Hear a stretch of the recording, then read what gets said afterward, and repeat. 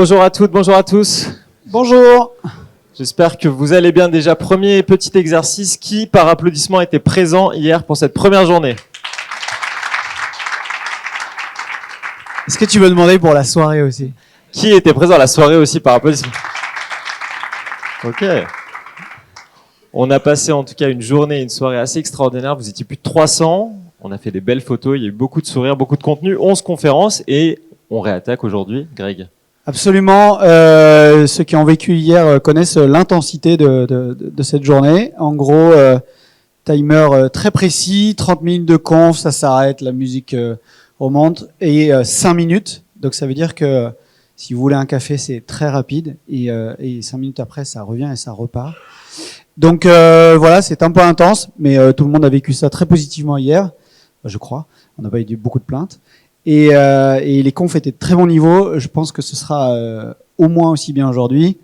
Voilà, on va commencer très fort avec notre Resta local.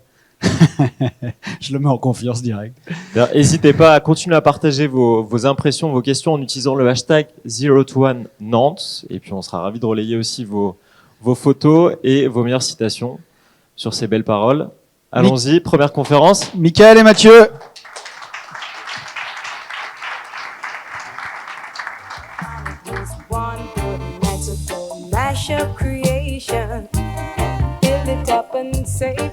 Bonjour à tous. Je suis Mathieu Le Gac, cofondateur de Startup Palace et d'ici lundi. Bonjour Mickaël. Bonjour. Merci d'être avec nous. Mickaël, pour ceux qui ne te connaissent pas, après une dizaine d'années de salariat, tu te lances dans l'aventure entrepreneuriale avec Lengo, dont tu seras CEO pendant plus de 13 ans avant de revendre ta boîte. Lengo, en quelques chiffres, c'est 45 pays, 5000 clients en B2B. Vous avez connecté plus de 1800 canaux de diffusion et vous êtes devenu un leader européen sur ce marché. Quelques mois après la revente, tu remets le couvert, tu entreprends à nouveau avec Mimbi, qui fêtera bientôt ses 1 an. On va revenir sur tout ça. Mais d'abord, je voulais qu'on prenne ce temps. Avant de fonder Lengo, t'as entamé ta carrière avec juste un bac pro en poche, dans le salariat avant de devenir entrepreneur. Est-ce que tu peux revenir avec nous sur cette notion un peu de pionnier autodidacte? Est-ce que ce serait possible aujourd'hui encore? Alors, pionnier, je sais pas, autodidacte, ça c'est sûr. Moi, je fais partie d'une génération, j'ai commencé à bosser en 99, donc c'est très très vieux. Et en fait, là où c'était possible, c'est que, alors l'histoire veut que moi j'ai eu mon premier ordi à 17 ans, la légende de dire j'ai eu un Amstrad à 4 ans et tout, n'existe pas chez moi. Et en fait, j'en avais assez vite marre de surfer sur Internet, je voulais créer des sites. Donc en fait, j'ai appris comme ça. Et en fait, à cette époque-là, il n'y avait pas d'école d'ingé dédiée dans le digital, il n'y avait pas de développeur. Moi, mon premier boulot, c'était webmaster, pour ceux qui se rappellent. Donc en fait, c'était normal d'être autodidacte parce qu'en fait, il n'y avait pas d'autre moyen d'être autodidacte. Aujourd'hui, ça s'est beaucoup plus professionnalisé. Il y a des écoles d'ingé, dans le market, dans beaucoup de choses, quoi. Tout s'est très siloté en professionnalisation. Est-ce qu'aujourd'hui, ça serait possible? Je pense que oui, parce que on a la chance d'être dans une industrie qui permet ce fameux ascenseur social. C'est-à-dire que vous pouvez faire ce que vous avez envie de faire. C'est un métier très créatif, qui est assez facile à prendre en main, où il y a beaucoup de formation. Donc, c'est assez facile de faire ça et de se lancer. Après, c'est vrai qu'auparavant, c'était complètement normal de voir un mec débarquer de nulle part, sans formation et de savoir juste coder, et on l'acceptait. Aujourd'hui, c'est pas que c'est pas vrai, parce que ça existe. Et c'est plus difficile, parce que face à vous, vous êtes en concurrence avec des profils qui eux-mêmes viennent d'écoles d'ingé, qui sont très bien câblés, qui savent faire beaucoup de choses. Donc c'est plus difficile aujourd'hui. Ça serait beaucoup, beaucoup plus difficile. Après, il y a tellement d'exemples et de contre-exemples qui démontrent ça, que on peut en parler des heures. Mais c'est vrai que la chance qu'on a, c'est qu'on est dans une industrie qui permet de tout faire, quoi, quasiment. Et d'ailleurs, c'est pour ça qu'il y a beaucoup de profils qui viennent de reconversion, il y a beaucoup de choses comme ça qui sont hyper intéressantes, qui sont d'ailleurs des très bons profils. Mais je pense que la chose à retenir, c'est que c'est plus difficile aujourd'hui, mais ça reste totalement possible, tu vois. Tu as passé 13 ans au sein de Lengo pour en faire le leader européen du feed management que tu as revendu par la suite. 13 ans, c'est une magnifique aventure. Qu'est-ce que tu retiens de ces 13 ans? 13 ans, c'est très long. Lengo, ça a été quand même une boîte... ça a duré longtemps et on a vécu beaucoup de choses un peu diverses, donc c'est difficile de retenir un truc. Forcément, on retient l'exit parce que la finalité fait que tu revends ta boîte, etc. Mais l'histoire, elle est très particulière à plein de niveaux, qui fait que c'est très dur de retenir un truc. Le vrai truc qu'on peut retenir, c'est que c'est long de monter une boîte. Et il faut le retenir, quoi. C'est-à-dire que les histoires, Instagram revendu X années, ou YouTube, oui, ça existe, il y en a, mais c'est 1%, voire 0,2% des trucs. Les boîtes qui vraiment ont de la valeur, arrivent vraiment à créer quelque chose, un leadership sur un marché, etc., ça prend du temps. Et 13 ans, ça est passé très vite, mais en même temps, c'est long, et en 13 ans, tu passes quelques orages, tu passes les fameuses montagnes russes et tout, et même si nous, dans notre histoire Lingo, c'est une boîte qui s'est relativement très bien passée à tout niveau, tout le temps. On n'a jamais eu de galère, quoi, vraiment.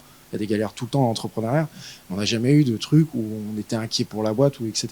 Donc, le chose vraiment, c'est de retenir. Et même sur Mimby, l'autre aventure, je sais que ça prendra du temps, et qu'en fait, c'est pas très grave que ça prenne du temps, au final. Parce que si ça prend du temps pour créer quelque chose qui a beaucoup de valeur, et en même temps, tu t'éclates, c'est pas un sujet, quoi. Il n'y a pas de course de dire, tiens, il faut absolument vendre dans 3 ans, ou ce genre de choses. Et c'est souvent dans des cas comme ça que tu fais des erreurs. Tout comme le financement avec des levées de fonds. Les gars qui disent, dans 2 ans, il faut absolument que je lève, ça n'a pas de sens. C'est vrai que on a dans cet inconscient les startups, c'est agile, on a l'impression que ça va vite. Là, c'est vrai que ça prend du temps. Oui, ça va vite peut-être. Mais tu vas vite quand même dans les années, tu vois. 13 ans chez nous, c'est comme le chat, quoi. Tu multiplies par 7 parce que tu en as dans tous les sens, tu vois. C'est marrant, il y a plusieurs anciens de Lingo qui sont rappelés, s'ils peuvent en témoigner, c'est que tout va très vite, en fait. Partout, ça bouge dans tous les sens.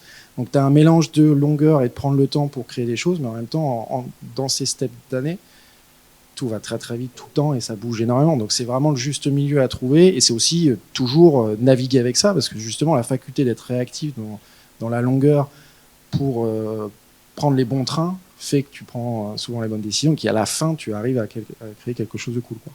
Je m'attendais pas à ce que tu te dises que finalement quand tu retiens un moment, c'est l'exit forcément. Pourquoi finalement tu retiens? C'est même pas ce que moi je retiens, parce qu'au final, c'est pas que je m'en fous, mais pas très loin, quoi. C'est-à-dire que moi, j'ai jamais créé ma boîte pour me dire je la revends. Par contre, j'ai toujours dit, j'étais persuadé que cette boîte, on allait créer de la valeur, donc forcément elle allait intéresser des mecs. Voilà. Mais disons que, et d'ailleurs je suis resté 13 ans. Il y a un paquet de mecs qui changent de CEO, qui machin, parce qu'au bout d'un moment ils s'ennuient, ils font autre chose, etc. Moi je me suis toujours amusé dans ma boîte et tout. Mais forcément, les gens retiennent ce truc-là. Mais moi, je te dis, c'est plus le chemin continuel pendant des années où tu vis beaucoup de choses. Et la finalité, c'est de se dire, effectivement, tout prend du temps et que c'est normal de prendre du temps. Il faut accepter de prendre du temps. Mais après, je pourrais en parler pendant des heures. Il y a tellement de moments en 13 ans qui sont hyper importants, qui sont soit hyper symboliques, les premières levées, le premier achat, le premier gros client. Tu vois, tu peux en avoir des dizaines, voire des centaines. En fait, c'est très dur. Donc, et effectivement, tout le monde retient ce fameux exit, mais en vrai, on s'en fout, quoi. En préparant ensemble, on a pas mal parlé de la notion européenne, et on a un peu digressé sur Europe versus les États-Unis et votre déploiement international. J'aimerais bien qu'on s'y attarde un petit peu parce que c'est des apprentissages assez clés, notamment.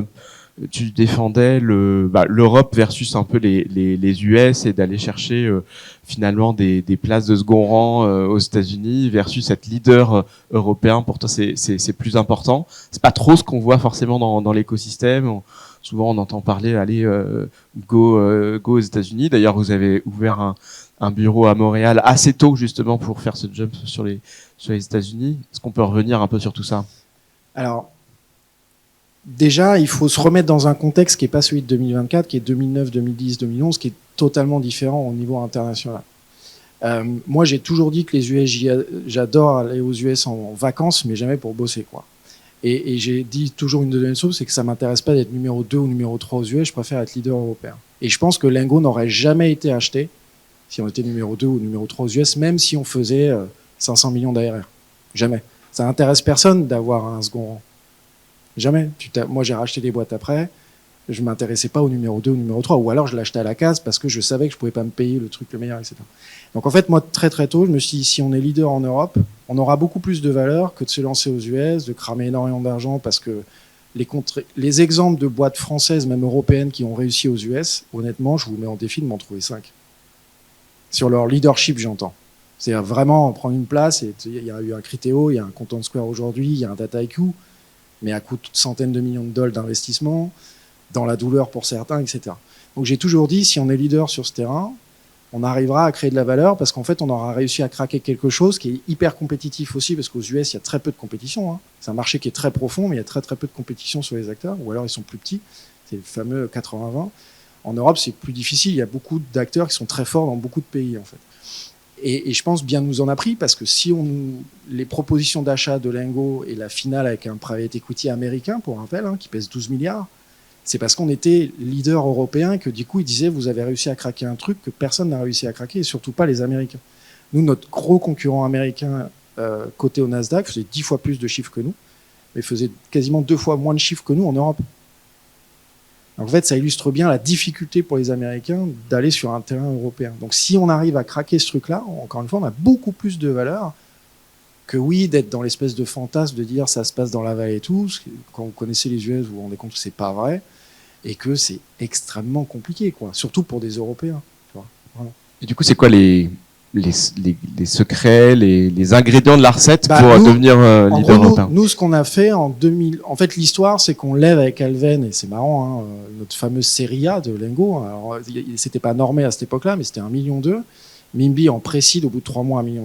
Donc ça donne aussi une temporalité totalement différente, quasiment en 15 ans.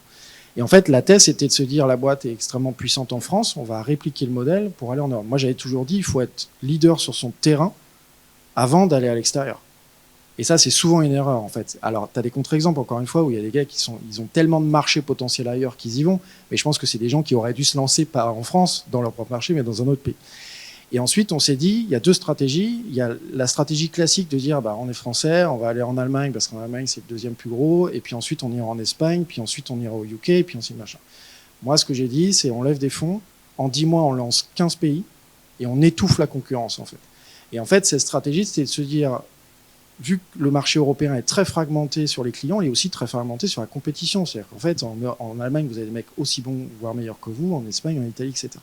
Et en fait, en se lançant quasiment en parallèle et en même temps avec une force de frappe assez puissante, on bloquait les Allemands à rester sur leur terrain et pas se dire, attends, pendant qu'ils arrivent sur notre terrain, on va aller en Espagne et en Italie, parce qu'on était aussi en Espagne et en Italie. Et en fait, ce qui s'est passé, c'est qu'en très peu d'années, on a complètement écrasé le marché, où Lengo a pris une place énorme, et les autres sont restés puissants, mais puissants dans leur pays, avec leur croissance à eux, qui était une croissance organique sur leur terrain national. Et nous, on a eu tout de suite alors c'est très compliqué, extrêmement dur, mais en fait, je pense que c'est le secret de la réussite de Lengo, quoi. Mais après, il y a des gens qui arrivent one step, donc c'est que notre exemple à nous. Et je pense que moi, j'avais aussi ce caractère de dire si on y va pleine balle partout, et puis on essaye de pousser. Après, on a fermé des pays parce qu'on n'y arrivait pas, etc. On a ajusté.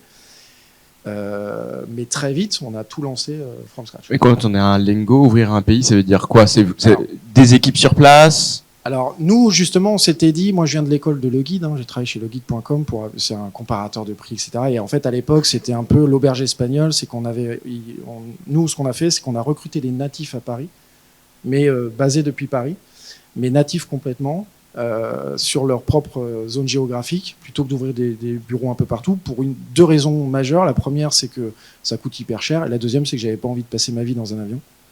Donc en fait, je prenais un train, je passais quelques jours à Paris, je revenais, c'est comme si j'avais fait le tour d'Europe en fait. Et du coup, lancer l'international, souvent le travers, c'est de dire on traduit la place, on est en anglais, donc on est forcément international. Connerie, là pour le coup, connerie internationale. C'est que c'est pas parce que t'as ton SaaS en anglais que t'es une boîte internationale, c'est pas vrai. En fait, il faut avoir la culture internationale, il faut avoir la culture du pays que t'essayes de craquer.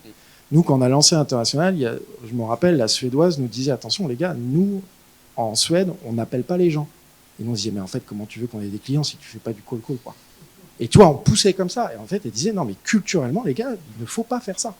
Et du coup, on s'est retrouvé à devoir ajuster. Et ça, si tu le sais pas, tu te prends un mur, mais pleine tête. Et en fait, il fallait ajuster le produit, il fallait ajuster aussi la boîte. C'est-à-dire, quand tu dis on se lance à l'international, bah, ça veut dire quoi? Ça veut dire que tu as des clients internationaux. Donc, c'est-à-dire que ton back-office, il faut qu'il parle aussi dans les langues natives. Il faut gérer les devises.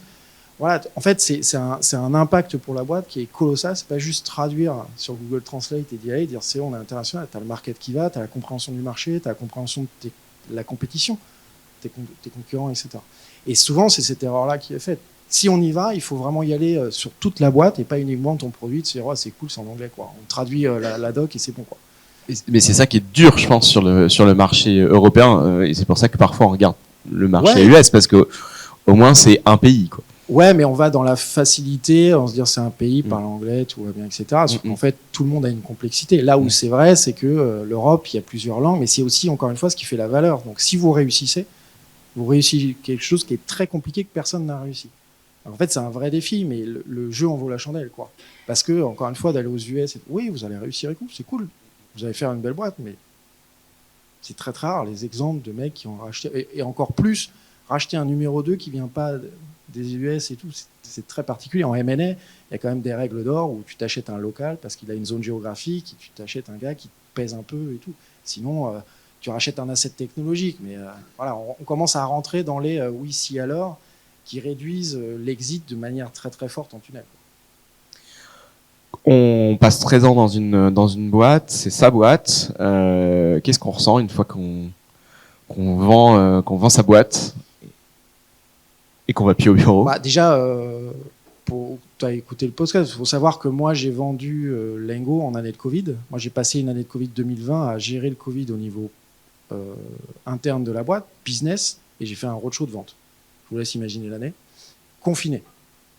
Donc une fois que tu vends ta boîte, tu es confiné déjà, parce que moi j'ai signé le closing confiné sur un DocuSign comme un débile tout seul chez moi, quoi. Et c'est vrai, en fait, on a signé dans un DocuSign, donc c'est très particulier.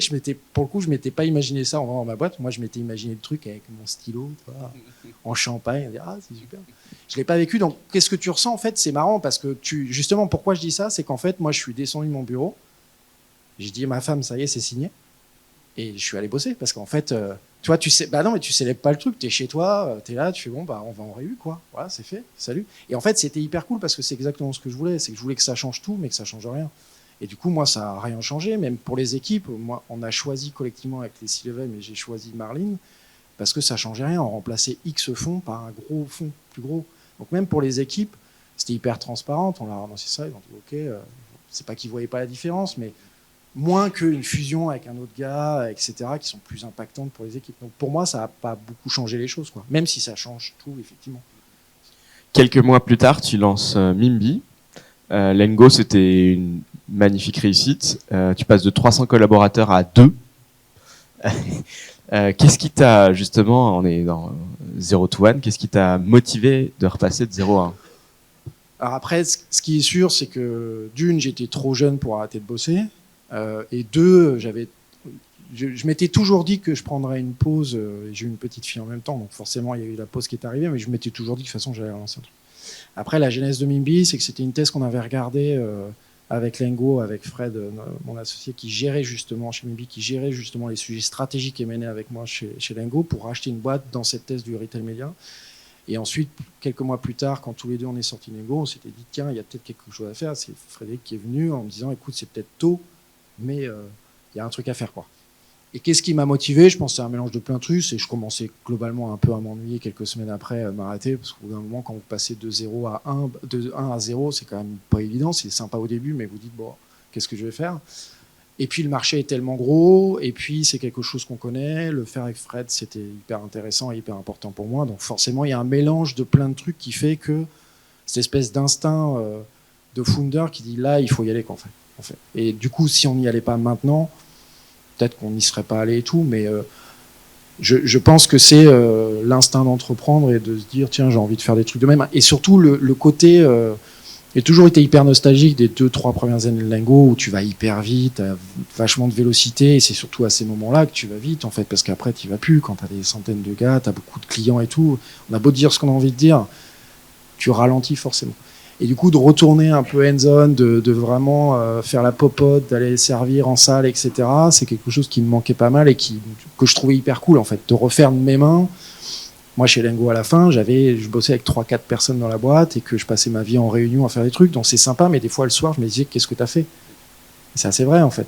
Là, le soir, je sais toutes les cases que j'ai cossées parce que physiquement, tu fais des trucs, quoi. Surtout que moi je dev, donc forcément tu fais des trucs, tu fais des presses, tu pitches à des gars, etc.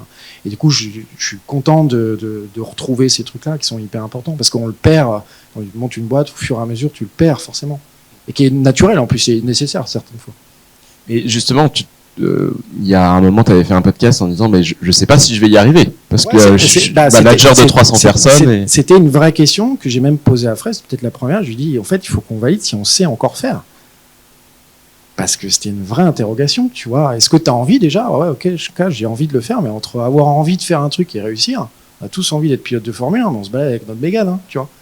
Donc, à un moment donné, il fallait que je coche cette case-là personnellement, tu vois. Parce que, en fait, moi, j'attache beaucoup d'importance à si je veux faire un truc, il faut que je sois capable de le faire, en fait. Sinon, j'y vais pas. Donc, du coup, oui, je doutais de ça, tu vois. Est-ce que je suis encore capable de coder des trucs bien? Est-ce que j'ai les bonnes réactions au tout début d'une boîte? Parce que c'était loin, moi, c'était il y a 15 ans, tu vois. Donc, j'ai tout redécouvert. Tout, fallait repartir vraiment de zéro, quoi. Donc, tu refais tout, quoi. T'es vraiment devant une feuille blanche et tu fais tout. Donc, même si t'es à deux, bah, tu refais tout, quoi. Donc, des fois, c'est très, très loin. Donc, il fallait que je coche cette case perso, ouais, tu vois. Mais c'était très personnel, en fait. Il y a des gens qui se posent pas forcément cette question, mais moi, je voulais absolument être certain que je suis capable de faire un truc parce que je voulais pas justement rentrer dans le modèle sur lequel moi j'avais hérité de Lengo, en disant, bah, ok, t'as un budget, des revenus, bah, si on veut faire un truc, on recrute, machin, etc. Tu trouves toujours un moyen de le faire, mais c'est pas toi qui vas le faire, en fait. Là, t'as pas d'autre choix, tu vois, tu dois faire. Et justement, je voulais pas rentrer dans ce modèle en disant, bon, allez, on aligne direct et puis on recrute 20 personnes, on y va. Je voulais faire à deux pour confronter, réitérer. Une fois que c'est à peu près prêt, là, on commence à recruter, etc. Et la partie roadshow pour relever des fonds, là, on repart complètement en seed. Ouais, alors après, là, c'est un autre. Oui, là où c'est beaucoup vraiment différent, c'est qu'il n'y a pas eu de roadshow parce que même quand on a vendu Lengo, il y a même des fonds qui sont venus me voir après pour me dire, écoute, si tu veux devenir LP, tu viens. Et au fait, by the way, le jour où tu montes une boîte, tu nous dis, on te finance. Donc, tu vois, le roadshow était... Je vais mentir si je disais que c'était compliqué, tu vois. Par contre, ce qui est vrai, c'est que l'exigence envers nous est beaucoup plus importante que l'exigence envers des mecs qui font de l'early stage comme nous, mais parce que nous, on fait de l'early stage, tu vois, il y a rien d'autre à dire. Mais l'exigence est en lien avec notre passé et ce qu'on a construit aussi. Tu nous partageais des choses importantes sur la connaissance de soi pour être entrepreneur. Et il y a certainement des futurs entrepreneurs dans la salle. C'est quoi les erreurs à éviter comment est-ce que toi, par exemple, t'as fait pour avoir une bonne connaissance de toi? Je sais pas. Disons que ce que je pense, c'est qu'entreprendre, c'est pas juste porter un projet. C'est se dire qu'il y a un gros moment de sa vie qui va pas être sacrifié, parce que j'aime pas ce terme-là, mais qui va vraiment être focusé par un projet qu'on a. Et en ça veut dire qu'il faut, je veux pas être l'oiseau de mauvais augure, mais disons que c'est très très dur d'entreprendre parce que ça bouscule complètement ta vie, pas que ta vie pro, en fait, ça bouscule tout. Et il n'y a pas un seul entrepreneur qui n'a pas eu de la casse, même personnelle au passage, ça n'existe pas. Parce que tu passes toute ta vie à penser à ta boîte, etc. Et souvent, l'erreur, c'est de sous-estimer ça. De sous-estimer que l'investissement personnel est colossal quand tu montes ta boîte. Quoi qu'il t'en dise, en fait. Tu peux te dire, non, mais t'inquiète, je vais gérer. Oui, moi, le week-end, je m'arrête à 17h. Ouais, c'est vrai, quand t'es salarié, t'arrêtes à 17h, il n'y a pas de problème. Par contre, dimanche matin, tu vas travailler avec ton idée, tu auras le client qui va t'appeler parce que c'est une urgence. En fait, tu vis non-stop sur ce sujet-là. Et du coup, c'est très important de l'avoir en tête parce que souvent, l'écueil, c'est que tu peux être fatigué, tu peux te rendre compte en disant, en fait, c'est plus gros que prévu, je suis pas prêt, j'ai pas envie, etc. Et c'est un peu comme quand tu t'inscris à un marathon, bah ouais, il faut pas sous-estimer que tu dois t'entraîner, tu dois faire des trucs, tu as une forme de sacrifice, et que tu dois courir 4 fois par semaine, etc. Machin. Et souvent, l'erreur, c'est de sous-estimer ça. Parce que ce qui est une très bonne chose, c'est qu'on a pas vulgarisé, mais on a dit entrepreneur, c'est vraiment facile et tout, ce qui est assez vrai. Donc c'est super, tu vois, parce qu'il y a vraiment de projets qui se lancent, il y a des mecs qui y vont, et surtout, c'est un formidable ascenseur social. Il ne faut pas non plus tomber dans le côté béni oui en se disant vas-y, allez-y, c'est super, parce qu'aujourd'hui, la stat est très officielle, c'est que 80% des startups partent à la casse au bout de 5 ans. Dans les 20% restants, je pense qu'il y a à peu près 15% qui vivotent. Hein. D'accord ? C'est-à-dire que tu n'es pas parti en dépôt de bilan, mais tu restes deux à faire 30 000 balles de chiffre par an. C'est pas non plus. C'est même beaucoup plus dur. Et ce que je veux dire, voilà, c'est qu'en fait, les sacrifices sont les mêmes. C'est les mêmes, en fait. Ce que je veux dire, c'est que moi, mes sacrifices à X dizaines de millions d'ARR sont quasiment les mêmes qu'à 1 million d'ARR. Parce qu'en fait, tu fais les mêmes efforts, tu fais les mêmes trucs. Donc, et en plus de ça, tu as raison, c'est que tu as le côté, ah, j'y arrive pas, tu commences à te taper une espèce de pression, de tension familiale, machin, etc., qui fait que ça. Du coup, encore une fois, c'est génial d'entreprendre, il faut le faire, mais il faut vraiment partir au principe, on se dire, est-ce que je suis prêt, en fait, vraiment à avoir ce truc, et me dire, pendant tout le temps, il va falloir que je sois concentré. Oui, tu vois moins tes potes, oui, ta famille, elle bouffe ta boîte, tout le truc, et il faut, voilà, c'est des sujets qu'il faut, on en parle très rarement, mais C'est vrai. les conjoints respectifs, respect à eux, hein, parce que, tu vois, ils en bouffent, j'en passe des meilleurs, et du coup, faut penser et réfléchir à tout ça, tu vois. C'est vrai qu'il y a beaucoup de divorces chez les entrepreneurs. Oui, je sais. Non, mais c'est vrai, moi, ça fait partie de ma vie, où effectivement, je sais pas si à cause de l'ego, mais c'est sûr que, bah, voilà, ça crée forcément des vagues. Et dans les peut-être les recettes ou les choses que tu t'es dit, bah voilà, les bonnes résolutions pour Mimby, ce sera ça. Est-ce que ça a changé beaucoup? Ouais, en fait, ce qui est intéressant, c'est que vu que tu as un historique et qui est en plus un historique qui est très récent, sur lequel tu peux vraiment te calquer, bah du coup, il y a beaucoup d'erreurs qu'on veut absolument plus faire. Il y a des choses où on prendra des décisions plus vite, dans un sens comme dans un autre, etc., parce qu'on l'a tellement vu et on veut pas le revoir. T'as des exemples?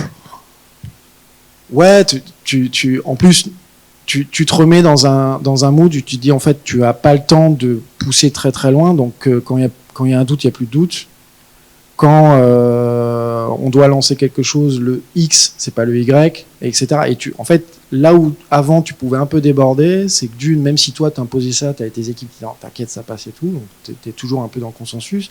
T'avais l'assise financière, leadership et tout qui te permettait ça. Là, tu te dis, en fait, j'ai pas le choix. Si j'y vais pas, c'est terminé, tu vois. Et en fait, il faut se mettre dans ce mindset-là, parce que l'erreur, ça serait de dire, bon, c'est pas grave, ça va bien se passer, etc., et d'être trop confiant par rapport à ça. Moi, j'ai toujours dit, le vrai exercice compliqué que je peux avoir personnellement, c'est toujours de me dire, effectivement, tu as fait quelque chose qui, la finalité, fait que même s'il y a eu des problèmes, ça a marché. Il faut s'en inspirer, mais il faut pas copier-coller. Et je suis toujours un peu entre les deux, tu vois. Et du coup, il y a plein de choses, j'ai plus envie de les faire parce que j'ai passé l'âge aussi de gérer ce type de problème. J'ai plus envie de le faire de manière volontaire, tu vois, j'ai pas envie de vivre ça. Et d'autres, je sais que c'est une erreur. Je sais que si on va là-dedans, on l'a vécu 10 fois, bah non, on va pas se reprendre un mur, tu vois. C'est l'avantage de ce qu'ils appellent maintenant les repeat entrepreneurs, c'est que vu que c'était très tôt, moi, il y a eu des erreurs qu'on a fait il y a 1 an. Donc forcément, tu dis non, on la fait pas 2 fois, tu vois, terminé. Donc ça, on essaye pas mal de s'inspirer et puis aussi d'avancer de manière assez pragmatique et se dire, de toute façon, on verra ce qui se passe demain, tu vois. Faut pas non plus faire trop de plans sur la comète, parce que sinon, d'une, c'est chiant. Et deux, bah, il y a des choses qui bougent tellement vite, et ça, c'est aussi l'expérience. Il faut plus manœuvrer dans les plaques tectoniques qui bougent qu'autre chose. Okay. Est-ce que tu as des conseils que tu aurais envie de partager à des futurs entrepreneurs qui devraient démarrer là, maintenant, bah, dans un moment qui est pas facile, hein, peut-être pour le business, un peu plus de crise. Ouais, alors après, le conseil que je peux donner, c'est que écoutez pas, c'est un peu comme tout, arrêtez BFM TV, quoi. C'est que moi, les crises, en 25 ans de carrière, j'en ai vu 2-3, quoi. Celle qu'on vit aujourd'hui, elle est pas méchante, hein.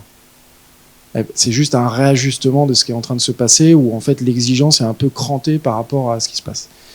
Moi, j'ai vécu 2006, avant j'ai vécu 2003 avec Google qui a effondré tout le marché, la crise financière de 2006-2008, 2011, moi j'ai... Voilà. Donc, et ce que je veux dire, c'est que vous en verrez d'autres, quoi. Et c'est le métier aussi d'entrepreneur. Donc, c'est très tarte à la crème, j'aime pas trop cet exercice, mais disons que ce qui est sûr, c'est d'une, faites-vous confiance, et deux, soyez résilients, quoi. C'est en fait, si de toute façon, la qualité première d'un entrepreneur, selon moi, parce qu'il y a plein de choses, c'est la résilience. Il faut se dire, en fait, ça sera difficile. Ça n'existe pas, les trucs où tout glisse, et de se dire, non, c'est pas le bon moment d'entreprendre, parce que c'est un peu le bordel aujourd'hui, ça sera le bordel demain, hein. C'est toujours compliqué. Il y a toujours des difficultés partout. Et la vérité d'aujourd'hui, elle sera différente demain. Et aujourd'hui, oui, c'est plus dur. Et en plus, la crise qu'on a, elle est liée à plein de choses différentes du business. Et puis la crise dans notre industrie start-up, et puis c'est au financement qui réajuste juste parce qu'il y a eu plein d'abus et terminé, c'est tout. Il n'y a pas de gens qui ont retiré leur argent. Moi, j'ai vécu 2006-2008 où les gars retiraient le cash. Là, c'est pas la même. C'est que l'argent a disparu, en fait. Là, aujourd'hui, il y a l'argent, c'est juste que les mecs sont plus exigeants. C'est tout. Tout à l'heure, tu te disais, j'ai l'impression que les décisions que vous prenez, c'est hyper sharp, c'est beaucoup de discipline. Tu parles de résilience. Comment on la travaille? Comment toi, tu t'aides pour être résilient dans les coups de mou? Bah, disons que je suis quelqu'un que, pour le coup, je suis assez binaire sur l'approche. C'est que si je fais un truc, je le fais, quoi. Donc je suis quelqu'un et j'en fais à moitié une affaire personnelle, en fait. Tu vois. Et du coup, si je décide de faire quelque chose, je ferai tout pour y arriver et je lâcherai pas l'affaire. Donc c'est une forme de résilience, si tu veux. Et tu vois, de relancer une boîte après l'exit de Lengo, c'est un vrai, c'est une remise en question, mais c'est aussi une vraie prise de risque personnelle. Me dire, bah voilà, si tu te vautres, moi-même, je vais m'arrêter à ça. Et les gens vont s'arrêter à ça. Mais j'aurais pu m'arrêter sur le truc en me disant c'est bon, c'est tranquille, je vais faire du consulting, machin et tout. Donc c'est cette forme de résilience que je cherche aussi parce qu'en fait, elle me permet d'être résilient, en fait, de se fixer cet objectif-là, de dire t'as pas le choix, il faut que tu réussisses Mimbi.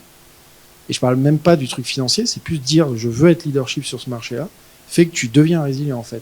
En fait, il faut toujours chercher son étoile. Il y en a c'est financier, il y en a c'est leadership, il y en a c'est parce que au niveau familial, c'est comme ça, etc. Mais il faut chercher ce truc-là, et c'est ce truc-là qui va vous permettre d'être résilient. Parce que quand vous voulez quelque chose et que vous ne voulez pas échapper à ça, vous faites tout pour y arriver. Ceux qui ne sont pas résilients, c'est ceux qui disent justement ce qu'on disait, de dire bah ouais, j'ai lancé cette boîte, il faut chercher le truc, quoi. Et chaque, il y en a, c'est financier, c'est pas grave. Tout le monde a son étoile, et tu peux pas juger, elle est très personnelle pour le coup. Un grand merci, Michael. Merci à vous. J'ai hâte qu'on se revoit dans 10 ans pour que tu nous racontes le passage de 0 à 1 de Mimbi. Un grand merci.